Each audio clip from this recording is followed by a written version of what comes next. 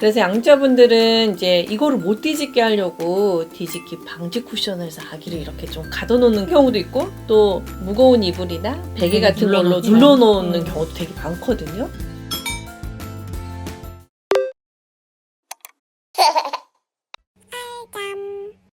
안녕하세요, 알전 멤버 여러분. 오늘은 많은 분들이 뒤집기 지옥에 빠졌다고 하는 뒤집기에 대해서 좀 설명해 보려고 하는데요. 소장님, 아기들은 보통 몇 개월에 뒤집기를 시작하나요? 아이들마다 조금씩 다르긴 하지만 보통 생후 4개월 무렵 네, 이제 팔, 다리, 어깨 힘이 조금 강해지니까 뒤집기를 하게 되죠.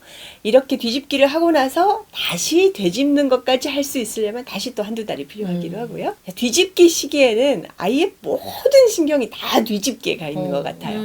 기저귀 가려고 하면 탁 뒤집죠. 네. 맞아요. 자다가도 맨날 뒤집고는 다시 되짚지 못하니까 불편하다고 오게 되고요. 네. 소장 말씀하신 대로 4, 5개월 정도 되면 이제 뒤집기가 조금 잘 되는데, 요즘은 상담을 하다 보면 100일 전후로 굉장히 뒤집기가 빠르게 지금 진행이 되고 있는 것 같아요. 그래서 전체적으로 요즘 애들은 발달 속도가 좀 빠르지 않나 싶어요. 이 시기엔 뒤집어서 낑낑거리기도 하고 네. 또 그러다 답답해서 울기도 하고 본인도 딱 뒤집고서 터미타임 하듯이 딱 있다가 맞아요. 깜짝 놀라잖아요. 나는 왜 이러고 있는 것인가.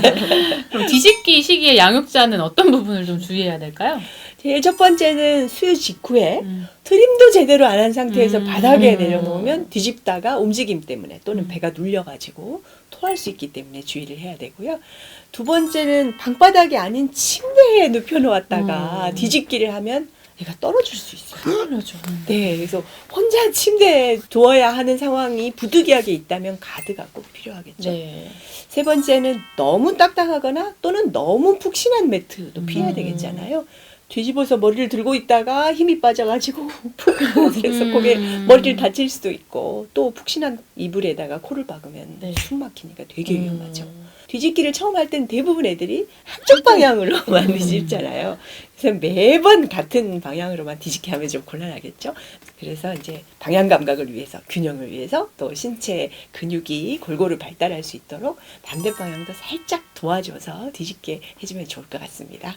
뒤집기를 하니까 혼자 잘한다 하고 두면은 안 되고 소장님 네. 말씀하신 것처럼 주의사항을 좀 참고해서 뒤집기를 잘 극복할 수 있도록 하는 게 좋을 것 같습니다. 그럼 팀장님, 뒤집기 할 때 네. 잠을 잘 못 잔다는 양육자분들의 호소, 뒤집기 지옥, 이거 어떻게 해야 될까요? 네, 생각보다 뒤집기 시기에 잠에 영향을 많이 줘서 아이들이 잠드는 것이 힘든 경우들이 되게 많아요. 그러니까 보통 잠 초반에 깊은 잠으로 이렇게 자연스럽게 빠져들면 얼마나 좋겠어요. 근데 이제 그러지 못할 때는 뒤척임이 심해지고, 이때 자연스럽게 또 아이들이 이렇게 반사적으로 몸을 많이 움직이게 되더라고요.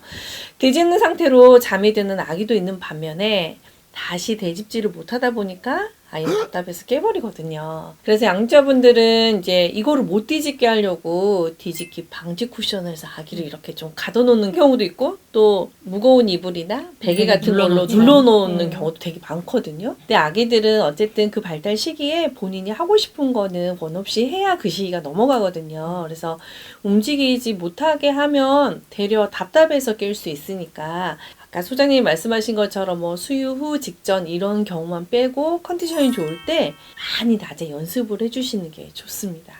그러면은 이 뒤집기 시기에는 어떻게 하면 잠에 방해도 안 되고 발달도 잘 넘길 수 있을까요? 보통 이제 4, 5개월이 되면 잠 중간중간, 그러니까 2시간 정도 충분히 깨어있을 수가 있거든요. 그래서 우리 아이가 얼만큼 깨어있을 수 있는 시간들도 좀 체크를 하시고, 요 깨어있는 시간에 뒤집기, 되짚기 놀이를 아까 말씀드린 것처럼 충분히 하셔야 돼요. 그래서 한마디로 낮 동안 되짚고 뒤집기가 충분하지 못하면 결국 자다가도 해야 된다는 소리예요.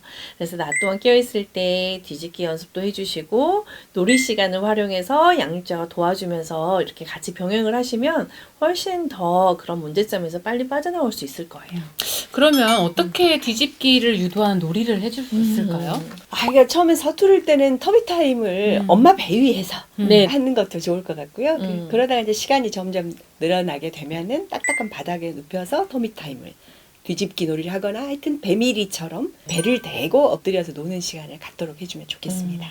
엄마 배 위에서 하다가 이렇게 딱딱한 바닥으로 연습시키는 거는 점점 넘어오면 좋은 방법인 것 같고, 또 이렇게 아이가 좋아하는 장난감으로 좀 관심을 유도해서 방향 전환을 시켜주는 것도 좋을 것 같아요. 그리고 아이가 이제 뒤집으려는 도중에 엄마나 아빠가 옆에서 이렇게 소리를 내면서 이야기를 아이의 이름을 불러주거나 아니면은 뭔가를 이렇게 행위를 해주는 것도 좋은 방법이 될 수 있을 것 같습니다. 네. 우리 뒤집기 상황 생각해보면 난리법석이잖아요. 뭐 누구야 막 서로 자기 방향으로 뒤집으려고 굉장히 시끌벅적한 그런 분위기가 연출이 되는데, 이 뒤집기 하는 시기에 아이들도 사실은 새로운 걸 하기 때문에 굉장히 힘들어요. 그래서 두꺼운 옷을 입고 시키면 아이도 답답하고 뒤집기도 사실 쉽게 잘 안 되거든요. 그러니까 얇은 뭐 네이나 실내복 정도로 입히고 하는 게 좋을 것 같고, 아기가 뒤집기 이제 성공을 하게 되면 말씀 안 드려도 엄마들이 막 칭찬에 박수에 막 시끌벅적 하실 거예요.